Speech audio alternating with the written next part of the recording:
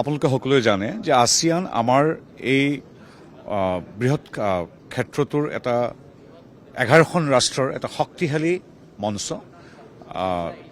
এই মঞ্চৰ সৈতে ভাৰত ঐতিহাসিকভাৱে বা এই অঞ্চলৰ গোটেইকেইখন দেশৰ সৈতে ঐতিহাসিকভাৱে ভাৰত অতি বন্ধুত্বপূৰ্ণভাৱে হাজাৰ বছৰ ধৰি একেলগে আগুৱাইছে।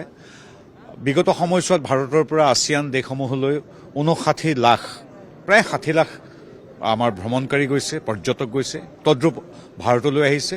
আৰু এইবাৰ ভাৰত চৰকাৰ আৰু আসিয়ান মঞ্চখনে আসিয়ানৰ দেশসমূহে 2025 চনটোক ভাৰত আসিয়ান পৰ্যটন বৰ্ষ হিচাপে উদযাপন কৰিছে। আৰু মোৰ সৌভাগ্য যে তাৰ এটা বিশেষ অনুষ্ঠান আজি আমাৰ অসমৰ সোণাপুৰত অনুষ্ঠিত হৈছে।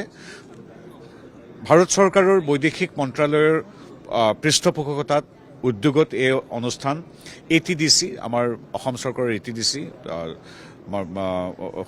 আয়োজন কৰিছে, য'ত প্ৰায় আটাইকেইখন দেশৰ ট্যুৰ অপাৰেটৰ আৰু সেইবিলাক যিমানবিলাক সংস্থা আছে, সংস্থাৰ মুৰব্বীসকল আৰু উত্তৰ পূব তথা ভাৰতৰ গোটেই পৰ্যটন ক্ষেত্ৰৰ বিভিন্ন সংস্থাৰ মুৰব্বী আৰু বিভিন্ন সংস্থাও নিজে আহিছে। গতিকে এটা খুব ডাঙৰ কথা। ইয়াত টুৰিজিম কেনেকৈ বৃদ্ধি হ'ব, আমাৰ অসমলৈ কেনেকৈ আহিব, উত্তৰ পূব তথা ভাৰতলৈ কেনেকৈ আসিয়ান দেশসমূহৰ পৰা আহিব, তালৈ আমাৰ দেশৰ পৰা যদি কোনোবা যাব বিচাৰে কেনেধৰণে মসৃণ হ'ব গোটেই পৰ্যটন ক্ষেত্ৰখন, তাৰ বাবে ইয়াত 3 দিনজোৰ এটা কাৰ্যসূচী হ'ব।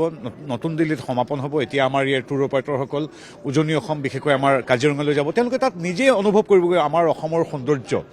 গতিকে তেওঁলোকক ডকুমেণ্টাৰী দেখুওৱা, ভাষ্য দিয়া বা মিটিং কৰাৰ পৰিৱৰ্তে যেতিয়া আমি আমাৰ সুজলা সফলা অসমখনৰ ধুনীয়া গাঁওবিলাক, চাহ বাগিচা, কাজিৰঙা ইত্যাদিলৈ যেতিয়া লৈ যাম, তেওঁলোকে আমাৰ একোজন ব্ৰেণ্ড এম্বেচাডাৰ হৈ পৰিব। সেইটো হ'ল আয়োজন।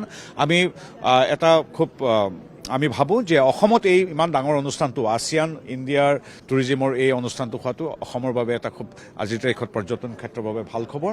ব্যৱহাৰিকভাৱে যিসকলে টুৰিজিম প্ৰমোট কৰে সেই দেশবিলাকৰ, তেওঁলোক নিজে আজি আমাৰ অসমত এই সোণাপুৰত একত্ৰিত হৈছে। ইয়াতকৈ ভাল খবৰ একো থাকিব নোৱাৰে। মই এই আয়োজনৰ বাবে আমাক সহযোগিতা কৰাৰ বাবে মুখ্যমন্ত্ৰী ডক্টৰ হিমন্ত বিশ্ব শৰ্মা নেতৃত্বাধীন ৰাজ্য চৰকাৰৰ পৰ্যটন বিভাগ আৰু আমাৰ মন্ত্ৰালয়ক এইদৰে আগুৱাই দিয়াৰ বাবে দেশৰ প্ৰধানমন্ত্ৰী ডাঙৰীয়াকো আমি ধন্যবাদ জনাইছোঁ। লগতে এই চেগতে গোটেই বিদেশী যিসকল অতিথি আছে সকলোকে অসমলৈ তথা উত্তৰ পূৰ্বাঞ্চলৰ ভাৰতলৈ স্বাগতম জনাইছোঁ।